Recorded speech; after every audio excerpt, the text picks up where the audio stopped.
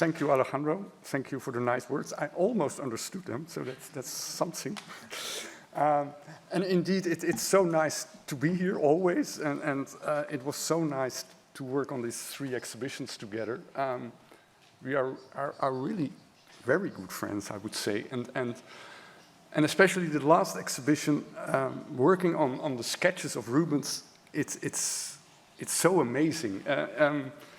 I think of the amazing things Rubens painted, his sketches are the most direct, and you feel it almost. And perhaps I go too far, you almost hear it.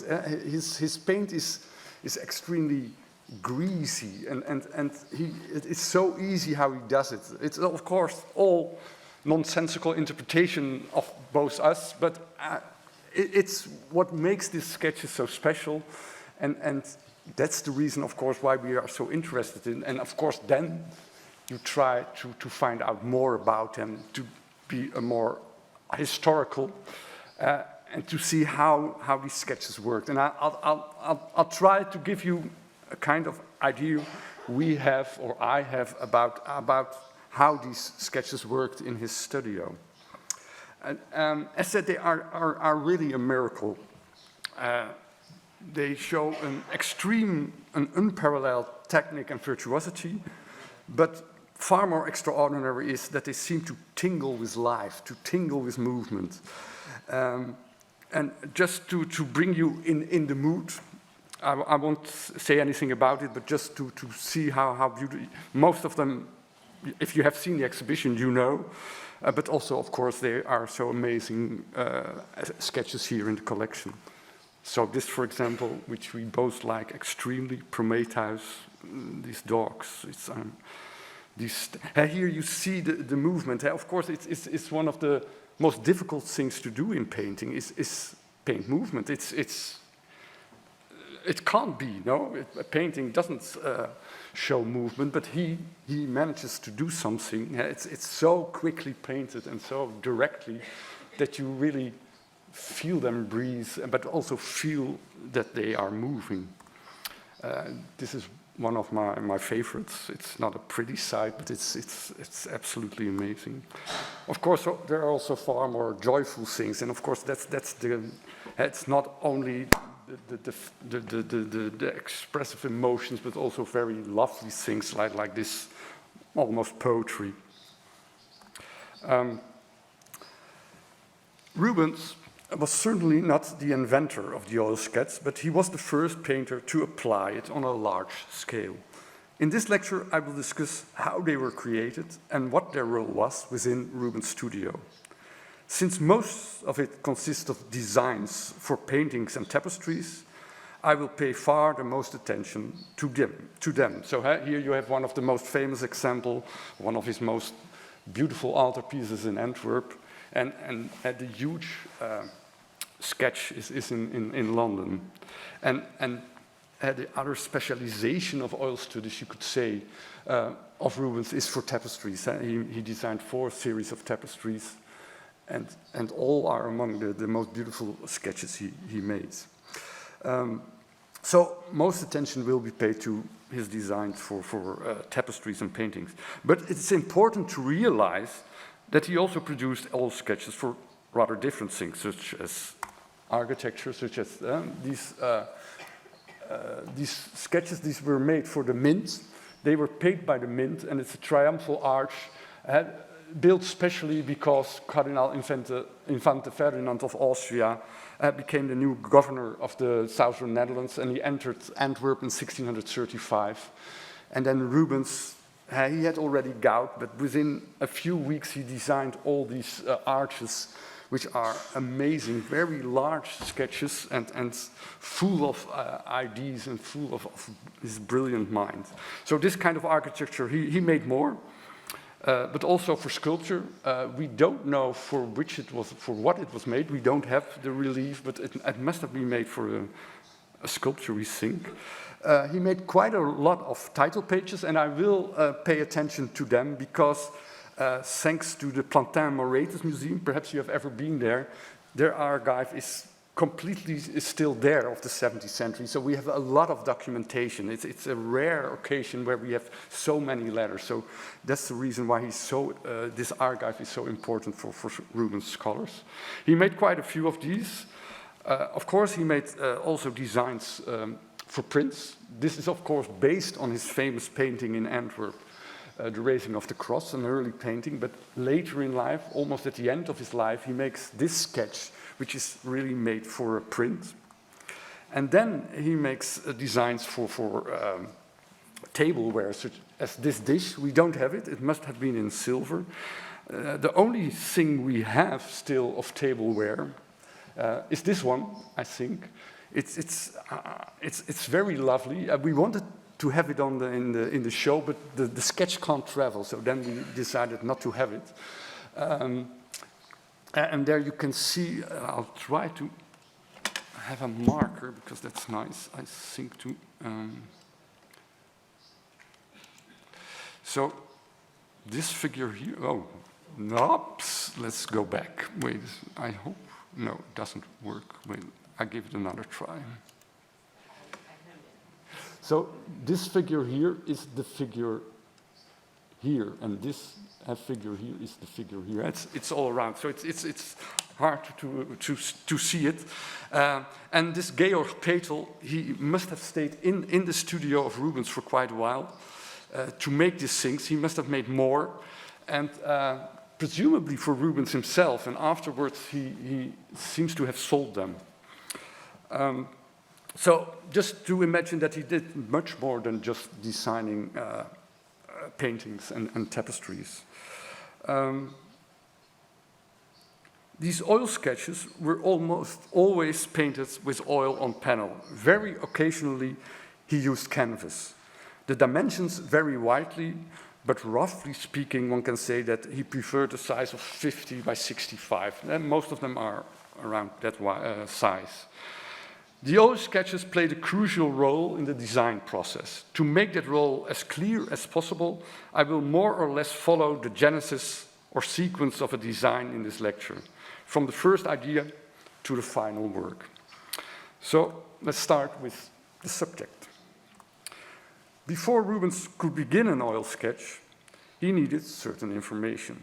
That was, first and foremost, the subject to be depicted. If the master himself took the initiative for a work, he could, of course, decide it himself. He could just say, well, I'm going to start to paint this or this subject. But that was not true if a patron was involved. And we have a nice quote from Rubens himself. In a letter, he says, I reserve the choice of for the subject to the one who will pay for it. So the subject is decided by the patron. If the subject was a story from the Bible or from the life of a well-known saint, the patron could suffice with a brief indication. So, for example, when Duke Wolfgang Wilhelm von Pfalz-Neuburg, one of Rubens' most important patrons, informed him in a letter that he wanted designs for a Natività e dello Spirito, it was clear to Rubens that it was about a birth or a nativity of Christ and a descent of the Holy Spirit. And he could get to work. In this case, the patron apparently had enough confidence in Rubens that these brief instructions would suffice. But this was not always the case, especially at the beginning of his career. There are, for example, all kinds of conditions in the contract for an altarpiece, which was also to depict a nativity, for a church in Fermo and on the Adriatic Sea. Rubens stayed in Rome, he painted it in Rome, and then on a donkey the painting was brought to Fermo. And thanks, because it was in Fermo, we have still letters to inform us how the thing was created. Rubens received the commission in 1608 when he was staying in Rome and still relatively unknown as an artist. The contract stated that around the Christ child in the manger, at least 5 large figures, including Mary, Joseph, and 3 shepherds, were to be painted, and in the sky, a glory of angels. So that's exactly what you see here.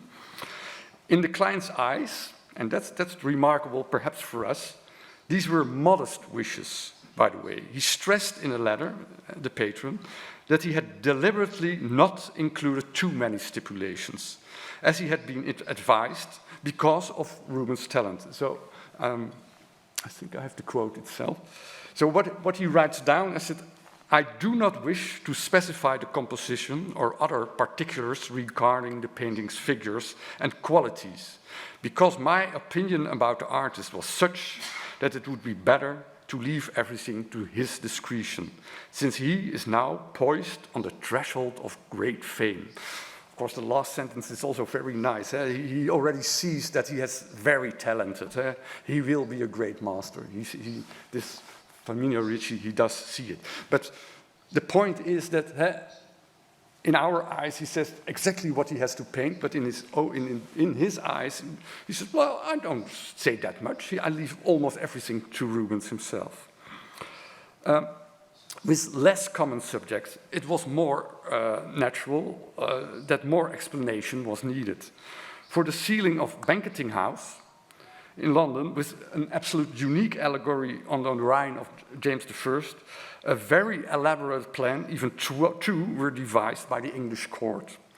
And a similar elaborate plan was made for the series showing the life of Maria de Medici. And here we have still documents about it, about what Rubens got as a description. And also here, I will read it again. It gives very detailed information what he should paint. So it's exactly what you more or less see. The queen receiving education from Minerva. So let's give it a try again, the laser. So here you see Minerva, accompanied by the three graces. Here they are. Mercury, with his staff, descends from heaven to teach the queen eloquence. Near the queen are an Orpheus with his lyre. Well, it's not a lyre, but it's Orpheus. A carved head, a palette with paints and brushes to show the queen loves music, painting, and sculpture. So also here, it's pretty detailed, one can say.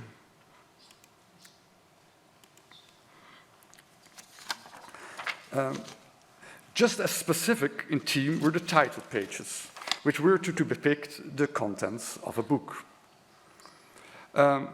Unsurprisingly, here too, there was usually extensive discussion in advance of what was to be seen. For instance, the Spanish monk Bartolomé de los Rios wrote that Rubens should design the title page of his book on the Virgin Mary in the following way. The foreground should show the King of Spain. Well, as you can see, Rubens didn't do that because the king is over here. It should show the King of Spain helped or encouraged by the order of St. Augustine. And here you see St. Augustine. Offering himself, so the king, and all his clearly delineated dominions bound as submissive slaves to the Queen of Heavens who wears an imperial crown. Also, it must appear that he sets the example to all the kings to do the same, or show them the way and manner to do so. I leave the manner of expressing it, the monk continued, to Rubens, but he adds, I strongly desire the king to be presented in some imposing way, and with a figure as large and magnificent as possible. So, of course, it's about the iconography, but he wants to give more advice to Rubens, and you can see that he doesn't follow everything, because the king is not in front, he's not the main figure. But on the other hand, you see, de los Rios says, clearly delineate all the dominions, and it's nice how this angel has the world in his hands. So it really shows that it's not just a few dominions, but all the dominions, and also of other kings. So I think Rubens must have thought about it quite a deal, and he comes up with this. So the patron determined the subject matter, sometimes giving very detailed suggestions, but in its further interpretation And in the execution of the sketch, of course, Rubens must have had a lot to say. Consultations on what exactly was to be painted and discussions about it would often, of course, have taken place orally. Only very occasionally do we find evidence of this in surviving documents.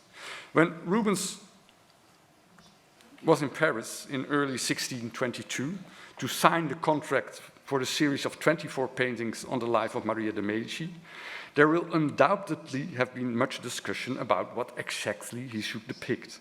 When he was back in Antwerp, he painted all these paintings in Antwerp, he regularly received letters from France with additions to the subjects and what he had to paint.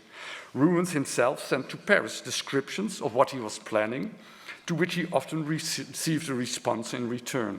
So you see them really by letter discussing of what should be depicted and what Rubens thinks about the proposals of the people at the French court.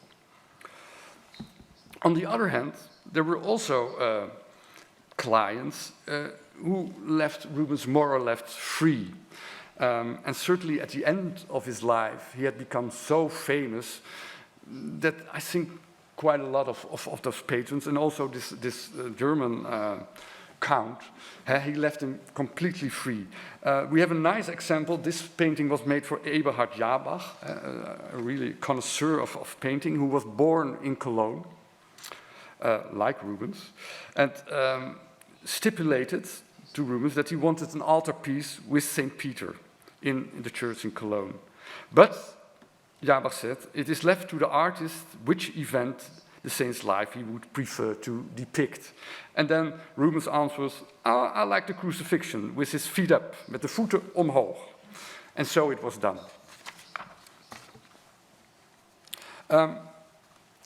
That's so far for the subject. Let's go to light and dimensions.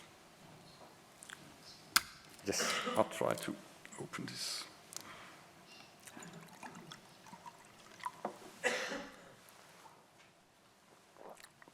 Besides the subject, Rubens needed more information before he could start with a sketch.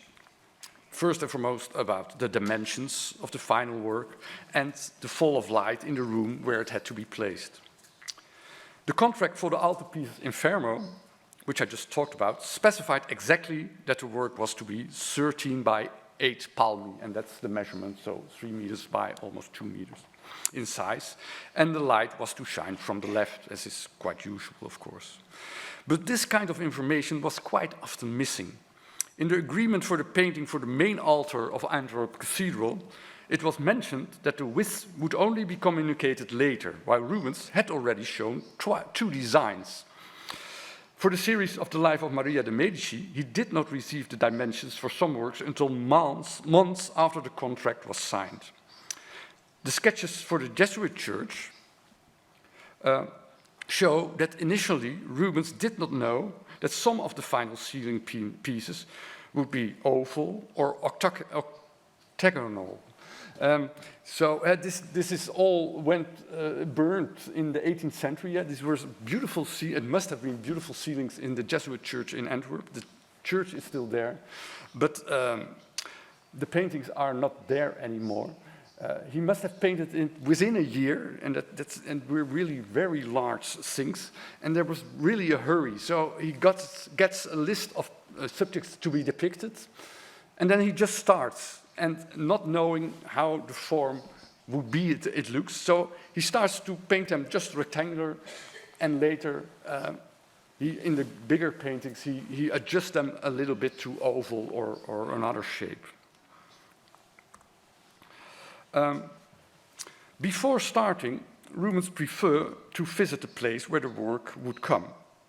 Such a visit officially took little effort for commissions in Antwerp, and he also traveled, for example, to Affligem, more than 40 kilometers away, when he was asked to paint an altarpiece for the Benedictine Abbey there.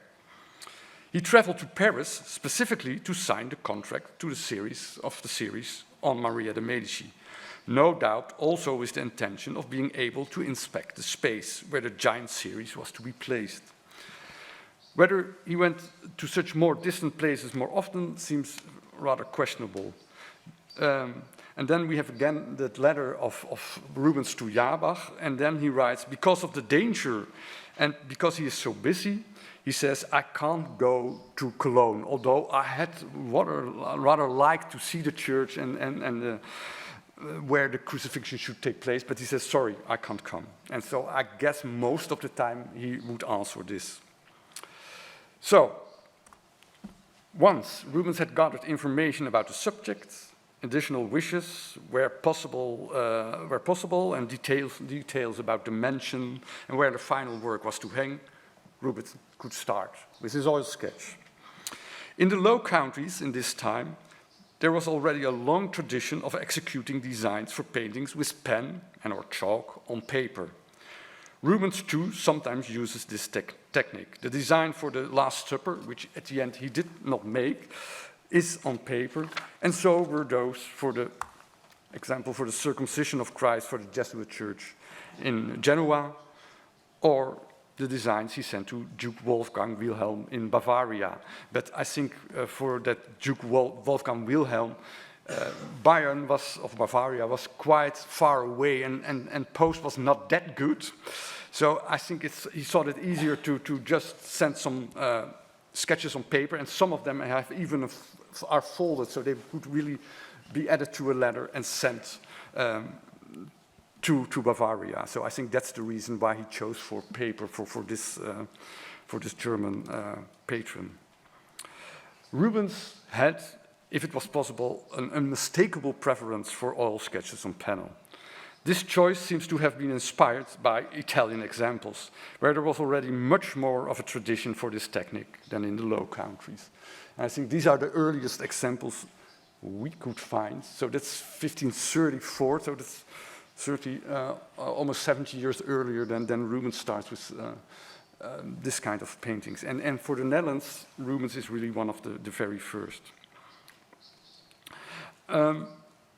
Before starting an oil sketch, Rubens presumably often first made a quick sketch of the composition on paper, a so-called krabbelingen, or a doodle. We are very rare at this moment. Most have been, very likely have been thrown away. These were really very small sketches. And sometimes he does it on the panel. So with infrared we can look through the paint layers, and sometimes we see really a kind of very quick sketch. But if the composition is very elaborate, it seems that he must have made also a kind of sketch before on paper. As I already said, the panels Rubens used for the sketches vary greatly in size. The smallest measures only 9 by 7 centimeters. It's really smaller than a postcard. The largest is 150 by 120 centimeters, so that's really a large painting. Usually, as said, they are around 62 by 50 by 65. The proportions of height and width of the sketches are usually close to those of the final work, but certainly not always. In addition, the size Rubens chose for the sketch also says little about the size of the final work. For example, that very small sketch, the smallest sketch, is for a tapestry of 300 by 200 centimeters. So it doesn't say that much. Usually, Rubens made one oil sketch for a work to be produced. Sometimes, however, he produced several, and the reasons for this varied. In some cases, about which more in a moment, the client wanted a choice of 2 or even 3 designs.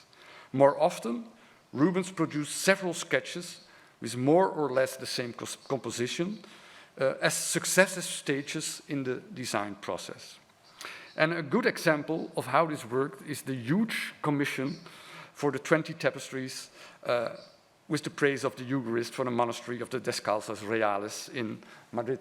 I think you heard already a whole lecture about the Descalzas Reales, but they are so nice and so telling that I couldn't resist to talk about them.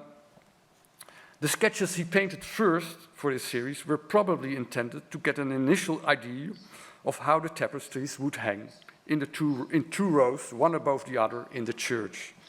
They are now separate panels, but perhaps they were originally attached to each other, and the whole might even have formed a 3-dimensional model or maquette. Only a sketch in Chicago, which gives an overview of the wall opposite the altar, still shows several designs of tapestries on one panel. Such a model must have been useful for Rubens to get an idea of whether all the designs fitted together properly, but of course also for the commissioner Infanta Clara Eugenia to get an idea of this extremely costly undertaking. After these small sketches, Rubens painted elaborate designs on large panels, at a width varying from 28 to 106 centimeters, so they vary quite a lot.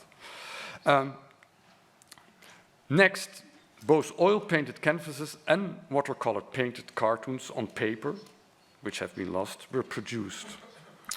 And so after these oil sketches, which are so detailed that they look almost like paintings, he paints these enormous canvases, which not all are preserved, but there are still quite a lot. And he painted cartoons on the same dimension with watercolor on paper. And these have lost. Of course, these cartoons were under the warp. They were the example for the weavers. And what the function of these very large canvases was is not very clear. Possibly this was a separate commission, independent from the works to be woven, but perhaps more plausible is that these giant canvases were the direct example for the cartoons, so on the same size. An earlier tapestry series, that of Decius Mus, also featured. So here you see the all sequences after each other. In the Decius Mus cycle, also featured such large canvases produced alongside the cartoons made of paper. In the eyes of today's observer, this step may seem very cumbersome, but in Rubens' time, the manufacture of models in the same size as the final works must have been quite common. His teacher, Otto van Veen, for example, first made a model on the same size for his Mercenaries Guild. So these are the guilds of the merchants of Antwerp. An altarpiece for the Cathedral of Antwerp. We know from documents, and this is really a very large altarpiece, that he made on canvas with watercolor on the same size as the final altarpiece, a model. And then, when he had shown them to the guild, he could start with the final, the real altarpiece. Here I show you two oil sketches by Otto van Veen. Otto van Veen is the master, is one of the masters of Rubens, and he was fond of oil sketches, but not on panel, on paper, and very small ones, and they are almost always in grisaille or in brunaille. So here you see two examples, quite small ones, which are related to the large altarpiece. But certainly Otto van Veen must have been a very important source for Rubens' love of oil sketches. He's really one of the few who doesn't draw with chalk or pen, but really uses oil paint to make his sketches.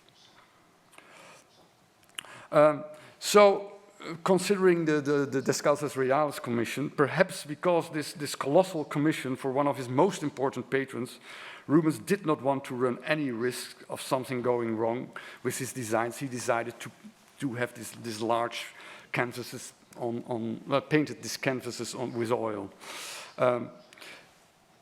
Perhaps a reference that he was insecure about making only smaller sketches, not the large one, comes from the Constantine series. So after the Decius Mus cycle, he makes this Constantine series. And with this one, he only makes small sketches, and on basis of this quite small sketches, the cartoons are made. And the remarkable thing is that the cartoons are criticized because, we have letters about it, people in France, they say, those people who made those cartoons, they didn't understand quite well the sketches. They misunderstood some details. So after this, which is 1621, perhaps Rubens thought, well, let's make bigger ones, and certainly more detailed ones, because this went wrong. It should be more clear for the men who make the cartoons that they can't make mistakes. So a kind of in between the, say, the Descalzes, Decius, Mus, and the Constantine series is this series of Achilles. We don't have, and they were not made, we think, because they are never mentioned in documents, not canvases on oil of the same dimensions as tapestries, but after the oil sketches, which are about 40, he made, yeah, you can better call it paintings of about 106 height, and they are really as detailed as paintings, as a kind of in-between. So these are 2.4 times bigger than the sketches, and then the cartoons are 3.8 times larger than these paintings.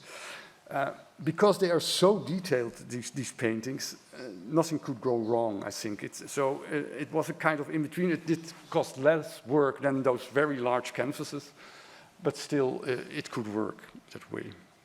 Hence, you could make reliable cartoons. In some cases, Rubens prepared his paintings first with a grisaille, and then an oil sketch in color.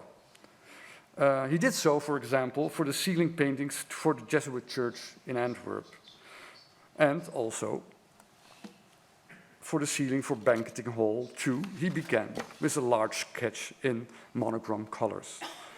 In these cases, the face in grisaille seems to have been mainly made for his own benefit, to get a grip on the light fall.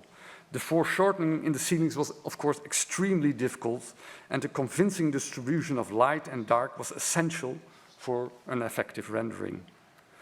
And moreover, there was already a long tradition, a much longer tradition than for color, than to make grisailles as a kind of study before working on the largest things. And as I show you, Otto van Veen is the best example. But also contemporaries like Antony van Dyck, they always painted their oil sketches still in grisaille and not in color. So Rubens is rather special with favoring color. To show you a little bit, so this does it work? No, wait.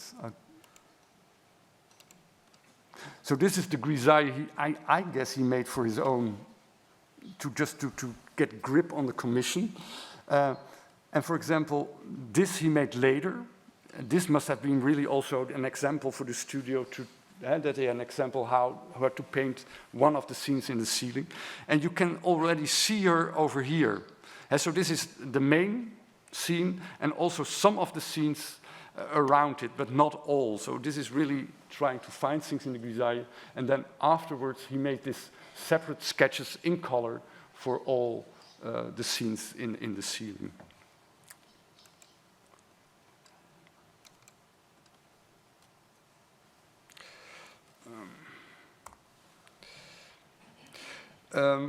Rubens' sketches, and you have already seen, are strikingly different in execution, from very expressive and very loose touch to refined and very detailed. For instance, in the jumble of brushstrokes in the Conversion of St. Paul, it's only with difficulty to identify the subject at all. By contrast, the large panels for the Eucharist series seems almost finished paintings. And so do the sketches he made for altarpieces, so as those for the famous Descent from the Cross in Antwerp Cathedral. They are almost just as finished as his paintings. In general, Rubens made the initial design himself. However, when he was plagued by gout towards the end of his life, he left the production of the design of the title pages for books to Erasmus Quellinus on several occasions.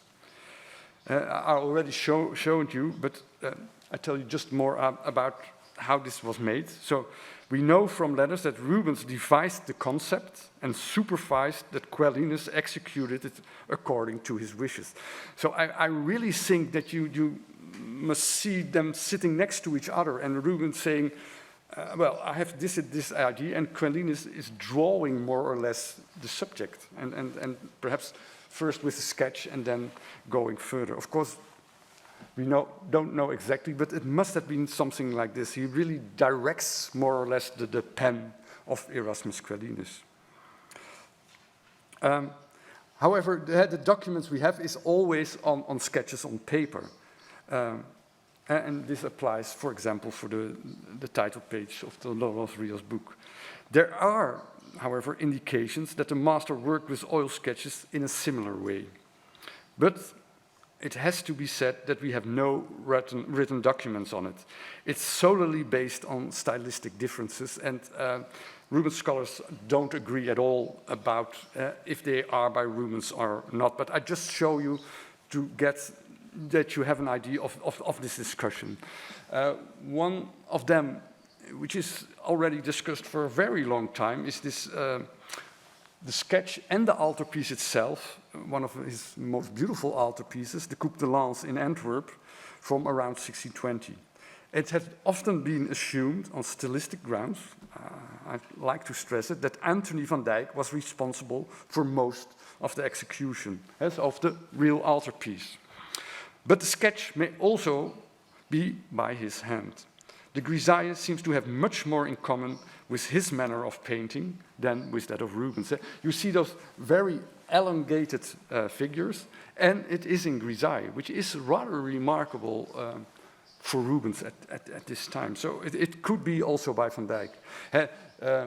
Why there is so much discussion, this is the patron, the man who paid for it, is Rocox, so really one of the best friends of Rubens. So some people say, some artists, that's impossible that Rubens wouldn't have done this himself for such a good friend.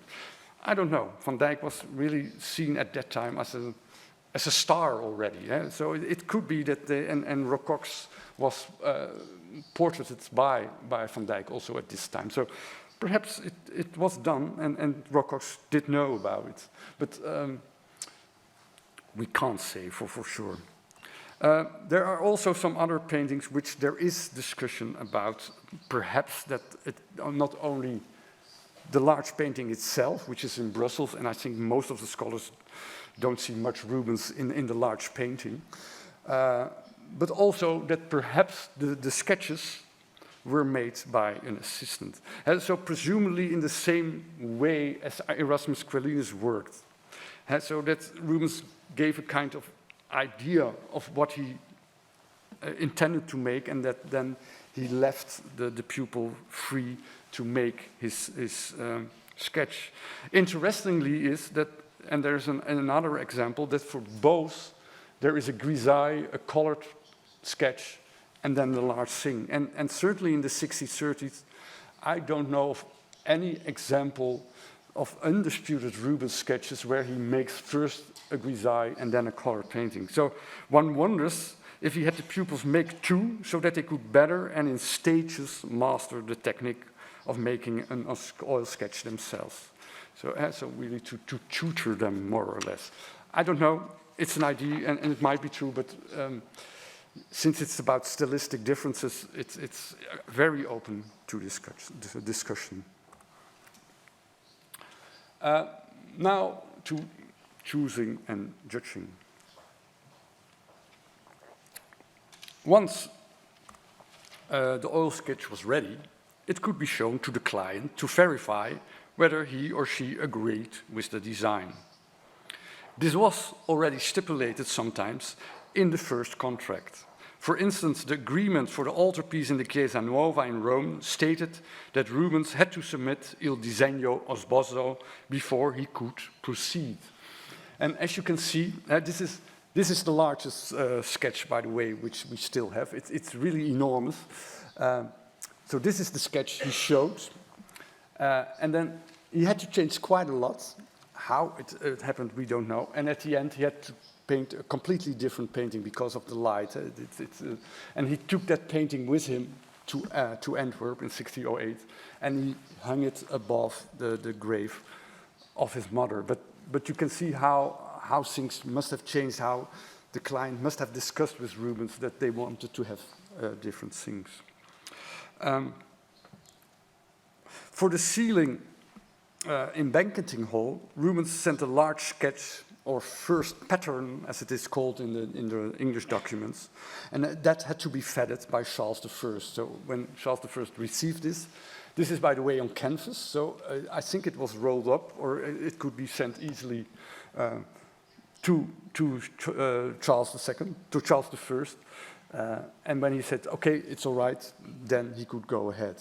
But remarkably, it's on canvas, and all the other sketches for the banqueting house are on panel. So I think it was just made for Charles I, as to get an idea of what was Rubens's, more or less, the idea for the central scene. In many cases, showing the sketch will have been no more than a formality, but that was certainly not always the case. The latter obviously applied when the client had already determined in advance that there should be a choice. In such a case, several artists were asked for a design, or one painter was asked to submit several designs. For the main altar of the cathedral in Antwerp, both Otto van Veen and Rubens made a design. Rubens even submitted two, but that was probably on his own initiative. Several years later, Rubens again submitted two examples for the frame of the same painting. And this is, of course, is a nice example. So Otto van Veen, his master, makes a rather small sketch on paper, and you can imagine that if the church people received that enormous panel, they were completely overpowered. It's a completely different thing. And so also in this way, Rubens must have thought about getting a commission. He was competing with his master, and by showing such an incredible, beautiful, but also overpowering sketch, really more or less a painting, he's more or less a giant-like in comparison to the small sketch of Otto van Veen. He diminishes almost the thing Otto van Veen makes. So it's nice to compare. Rubens made 3 different oil sketches for an altarpiece depicting the miracles of Saint Francis of Paolo. And why he made 3, we don't know. It might be a request of the patron, so that he wanted to have 3 different compositions. They are close to each other, but they are a little bit different. Of course, it's also possible that it's a sequence, that Rubens started with the one on the left and the second, and then this larger one is the real one who was shown perhaps to the client. We don't know, but it could be that he just delivered 3 and that the patron could have a choice. Sometimes the artist did not produce separate oil sketches to choose from, but built choices into one design. For example, for the design for the main altar of the Church of the Discalced Carmelites in Antwerp, that was across the street in Antwerp from Rubens, he provided 2 variants for the frame. One with a rigid Corinthian column on the left, and one with so-called Solomonic columns with a spiraling, twisting shaft on the right. The first option was chosen. Similarly, the designs for the triumphal arches for the entry of Cardinal Infante Ferdinand of Austria, Rubens sometimes painted several options for the architecture on a single panel. And here it's best seen here. Here you see, this is the main entrance save of the arch, and there you see one smaller entrance, and here you see a kind of niche. So the burgomasters had to choose one of these 2. It's not that it should be different. It should certainly be symmetrical. So, and there are more of these kind of small details which the burgomasters could choose what they would prefer. And it also shows, of course, the inventiveness of Rubens. He could make dozens of ideas for just one arch. So it shows also how bright he was, how original, and how much he could invent just all the time, on and on. And people were just could choose whatever they preferred.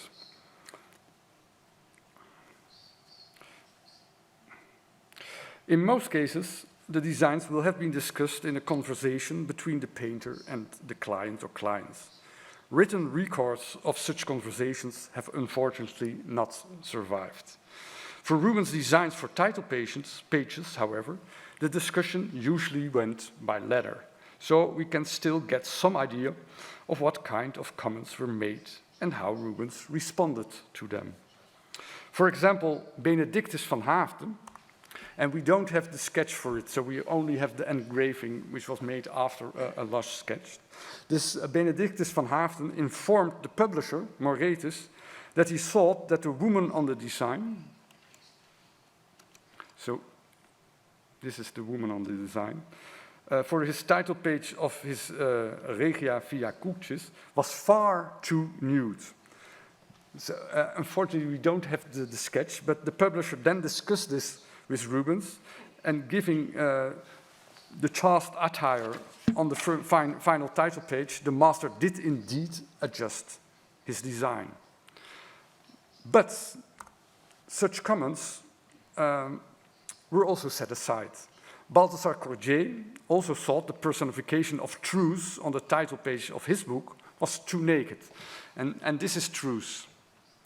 And the answer of Rubens is rather nice. It comes also through the publisher. He says, but truth is naked, so sorry, I can't change this. And it's an allegory of truth. She is naked, so sorry.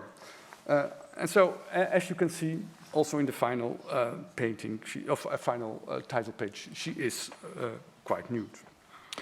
A wonderful example, albeit on paper, of an adaptation can be found on the title page of the Los Rios book. The idea was Rubens, and of course Erasmus Collinus designed it. However, both the author and the publisher, Moretus, were not happy with the way the slaves were depicted sitting on the ground. They preferred a kneeling position in adoration before the Virgin Mary. And so it happened. On the sketch, a piece of paper was passed in the place of the slaves with a new variation corresponding to their wishes. And so here they are really kneeling, and well, if you can put it aside, you see them really sitting. So he really changes it and sticks it onto the paper. And so sometimes he listens to the clients, sometimes he doesn't. If a painting was to hang in a church, it was not only the patrons who had to give their verdict, but also religious authorities. This was true even if the former was already an important cleric himself. Thus, the oil sketch of the altarpiece ordered by the Bishop of Ghent was also submitted to the chapter of St. Bavo's Cathedral.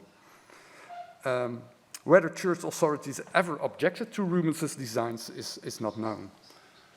At the end, this was not painted. So Rubens is very sad about it. So I think the bishop dies, and then a new bishop comes, and he doesn't want to have this executed, and he has something with sculptures. So he's very angry about it. But we have only this rather beautiful sketch, and Rubens also said, this is, at this moment, so this is 16, 11, 12, the best thing I ever made. But if that's true, or he thought so we never know. He's very proud of himself, and everything is always the best he makes. So I don't know if he really thought so.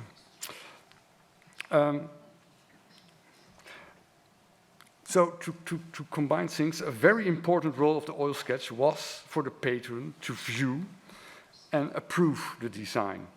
But it would be wrong to think that this always happened. For example, when Maria de Medici and her advisors asked for the sketches for the series on the Queen's life to be sent to Paris, Rubens refused. And it's rather nice because Maria de Medici in first instance thinks they are on paper. And she asked for the sketches, and then said, no, they are not on paper, they are on panel. So it shows how quite rare it was at this moment. But still, Rubens refuses to send them. They were painted in Antwerp, and even a queen, when she asked to have those sketches, he says, no, you can't have them. And the nice thing is, he gives some answer why he doesn't want to send them. The first one, he says, some of the final paintings are already so far advanced and their subjects so extensively discussed before that, so he thinks there was no point at all in sending the oil sketches. Of course, I think he is afraid that when compared the oil sketches to the paintings, perhaps those French court people said, oh, you can change other things, or hey, said, they are finished, I will not send them. But he has more reasons why he doesn't want to send them. He says also, and that's also very nice, Rubens, I wanted to be present when the painters see the sketches, because then Rubens would be able to explain them verbally and at the same time hear what the others thought of them. So I think it might have been quite important for him. Of course, when in Antwerp, he could discuss his sketch and explain why he did things as he had done. But of course, when you send them to Paris, he couldn't explain it, and he said, no, I will not send them that way. And he really says, so by letter it goes less well, so I will not send them. And above that, he says, Rubens, and that's very nice too, if the oil sketches are approved, I'm not allowed to change anything. And I think that's very typical for Rubens. If you compare the sketches with the final paintings, he always changes things. So I think he was a little bit afraid that if the French court says, this is okay, he was not allowed to change anything. So he does not show always his sketches.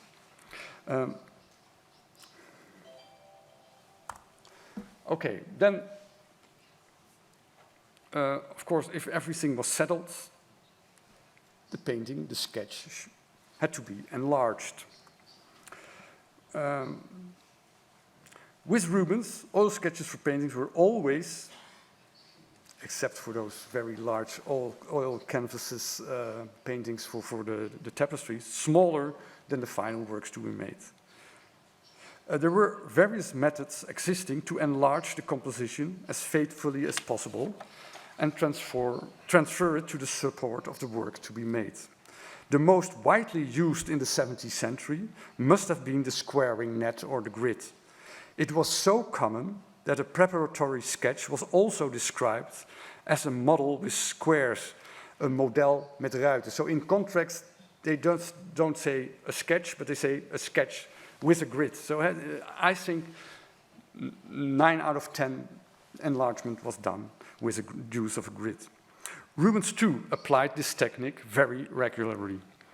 When he sent a drawing of a Roman sculpture from his own collection, he wrote in the accompanying letter that it was probably too large to reproduce one-to-one as an image in the book. But he continued, per graticulam, so by use of a grid, the example could easily be resized without changing the proportions.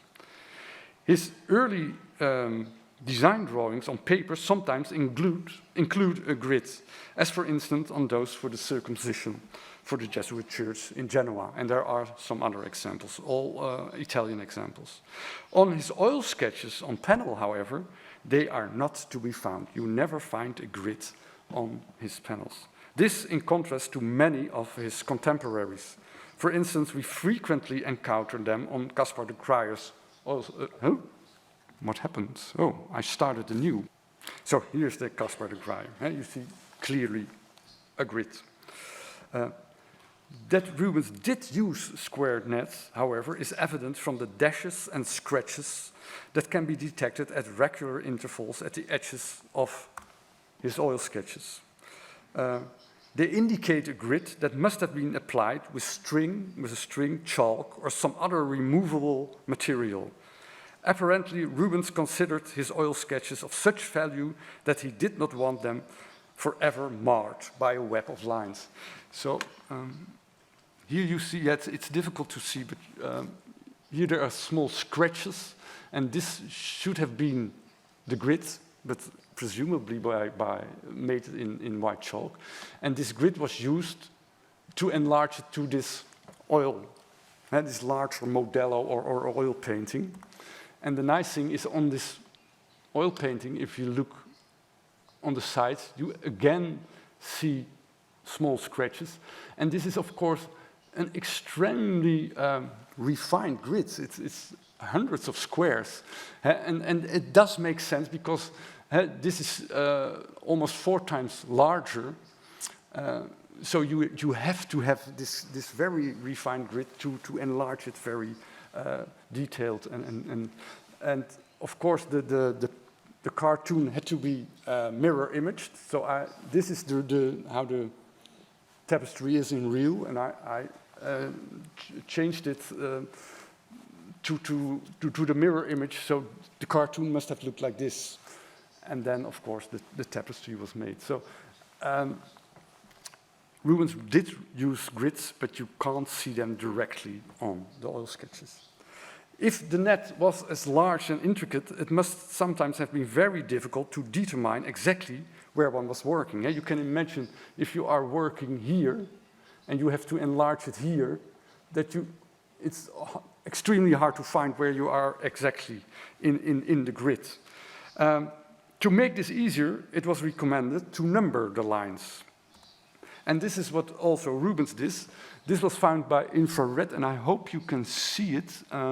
Here you see a 10, then you see a line, a line, a line, a line, and there you see 15. So again, it's not numbered all, but 10 and 15, and there's also one with 5. So he did number them to make it easier to copy things and to enlarge things. He did it more often, and here you can see it here, and perhaps the nicest is over here in this sketch for an altarpiece. They are numbered, and they are from 6, 7, 8, 9 to 12. And so it's just easier for the people to enlarge them. Rubens must usually have left the transfer of the composition to one of his studio assistants. Even the next stage, in which the transferred draft was further elaborated and painted, will often not have been carried out by Rubens himself. Joachim Sandrart, who had met Rubens himself, but presumably had not visited his studio, described the working method thus. For every work he intended to produce, so Rubens, always made the design himself on a model of 2 or 3 span high. And he had his pupils, such as Antonie van Dyck, Jack Jordaens or Van Hecke, or another, paint the large canvas, after which he either went over it himself or made the main part of the painting himself. And that's, what art historians also think to see. Sometimes an assistant even goes further and paints almost, it looks like, on basis of that sketch, the whole painting. And sometimes Rubens seems to start from more or less the beginning with making the large painting himself on basis of that sketch. When working out the compositions on a large canvas on panel, Rubens and his collaborators, apart from oil sketches, also used painted study heads and various kinds of drawings. The former must have been present in large numbers in the studio and were not only by Rubens himself. After Rubens' death in 1640, a specification of his holdings of paintings was made. At the end of the very long list, just before the oil sketches are mentioned, it said a parcel of faces made after the life upon board, so on panel and cloth, as well as by Rubens as by Van Dyck. And we still have this kind of head studies by both Rubens and Van Dyck. Well, there's quite a lot of discussion who made those head studies. And sometimes you see a head study which we think might be painted by Van Dyck, but then you see the head also in a canvas of Rubens. So he really did use those head studies by himself, but also of other masters. This is a very nice and early example of such a head study, which you directly see how he uses it. For certain poses or details, Rubens and his collaborators could also rely on studies on paper, and I give you the most famous example. There is, and it's really hard to see if they used pre-existing material. So did Rubens already had this drawing somewhere, or did he make this drawing because he wanted to have this figure in his painting. Sometimes I think he reused the drawing, and sometimes he really made special for the occasion a new one.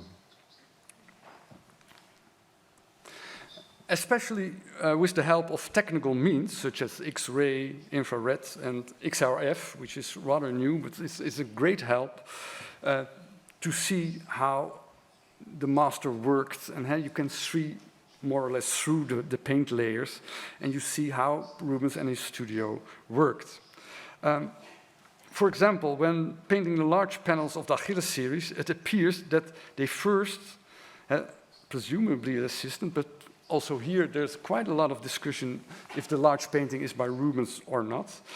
But in first instance, that's sure. They followed, it was very faithfully copied. So the sketch and the painting, they are exactly more the same. Only after it was completely enlarged and painted, changes were made. No doubt, these are by Rubens himself. And these range from a single touch in the landscape or in a body to adjust a gesture to far more important things. And one of the nicest, I think, is here you see Nestor, who is calming down Achilles, and he takes the hand of Nestor to calm him down. And in the final painting, he has put his hands on Agamemnon's hands. And that's, I think, a far more powerful gesture. So he really changed this kind of thing. But when you look at the X-ray, you see this gesture also here. So he really changes it in a later instance. And this holds also true for this one. The throne of Agamemnon, you see here a lion's head. And it's difficult to see, but here in the X-ray of the painting, you see also the lion's head. But in the final painting, the lion's head is gone. And of course, this is also, of course, it's all interpretation, but it makes sense. This gesture of Achilles taking his sword to show his anger, it is far more focused now without the lion's head than with it. It's really the eye of the beholder looks at the sword and not on the lion's head. So that might be the reason why it disappears in a final phase. So to conclude, what were the roles of the sketch? The old sketches had, and I hope this has become clear, several functions. They played an important role in Rubens' creative process. They could give the client and other parties involved an idea of what to expect from the final work. And they were an important tool in the division of labor within the studio. Often, the sketches united all three functions, but sometimes they were only used for one or two of them.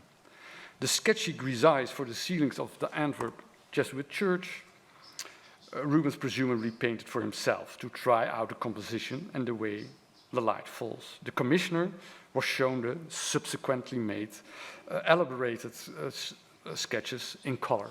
You see one on the right. Rubens will also have painted the wildly painted conversion of Paul exclusively for himself in a search for an appropriate composition. Any client or studio collaborator will presumably not have known what to do with the work if they had been shown it. In contrast, the canvas Rubens sent to Charles I with a design for the ceiling of banqueting hall will have been made specifically for that reason, not for inventing a composition just to show Charles what was more or less the idea. It is important to realize that Rubens certainly did not make an oil sketch for every painting. It is striking that we do not know of any preparatory oil sketches for any of the 150 or so paintings Rubens owned of himself when he died. Some may have been lost, but we can assume that he never made one for most of them. So when he paints for himself a large painting without a client, it seems that he doesn't use an oil sketch. So he just perhaps starts directly on the large panel or canvas, or makes just a small drawing. On the contrary, for the paintings known to have been commissioned, oil sketches have almost always survived. This suggests that the commissioner's role must have been a very important one in deciding whether or not to make an oil sketch. But it does not imply that the sketch would also automatically be shown to the patron, as I have explained with Maria de Medici. In this case, for Maria de Medici cycle, he must have made those sketches for himself, to try the composition, to see if the several designs for the various paintings fitted together, and as an aid in the studio for producing the final paintings. I think one of the finest examples, and I want to end the lecture with it, of how Rubens combined the various functions of an oil sketch in very efficient way, is this design for the Triumph Chariot of Callot. The chariot was made in Antwerp in 1638 to celebrate the victories of the Spanish army against the Dutch and French at Callot and Saint-Omer. At first glance, the sketch seems to be a representation, and a very beautiful one, of the chariot from a fixed point of view. The commissioner, the city government of Antwerp, cannot have been anything but pleased. But a closer look at the sketch reveals that Rubens took into account in every detail that this sketch had to be clear to the carpenters who had to make the chariot, the actors who would play the personifications, and the creators of the costumes. If we analyze the sketch, it becomes clear that he used all kinds of points of view, side by side. Whereas another artist would need 4 views or 4 sketches for the 4 sides of the chariot to give all the necessary information, Rubens was able to make everything clear with just one view and a ground plan, a plan alongside it written with some information. And I go a little bit more in detail. For example, the floor plan shows that the personifications, so these are the personifications, there are 6, at the front, in the middle and the back of the card were supposed to stand side by side. I hope you can see it. So they are mentioned here, here, and here. So they stand next to each other. But in the upstand, Rubens painted them behind each other so that they were clearly visible, also for the costume makers and for the actors. The mast, shaped like a collection of trophies, of armor, flags and banners captured from the French and the Dutch, was rotated 90 degrees from its final position, also again for reasons of clarity. The handcuffed men in the center, and you can see them here, these and here you see another one, are the French. These are the French with bare upper bodies, and behind them the closed Dutchmen here. During the parade, the latter, so as indicated in the plan, sat on the other invisible in the sketch side of the mast with trophies. So here they are mentioned, here the French and here the Dutch. But of course, if they were to be visible, he had to paint them next to each other. This holds also true for the angel with the trumpet. There were 4 angels with trumpets. And if he had painted it here, of course you couldn't have seen these personifications, so he paints them in the background. And so the whole sketch is full of this kind of very clever things. So the whole sketch is intended to be clear for those people who had to make this rather big chariot. And on top and on the bottom, I hope you can see it, Rubens added size markings to facilitate the enlargement. This was certainly not a luxury, because the final card had a length of about 7 meters and a height of about 11 meters. So that's 10 times larger than the sketch. Okay, this was it. Thank you.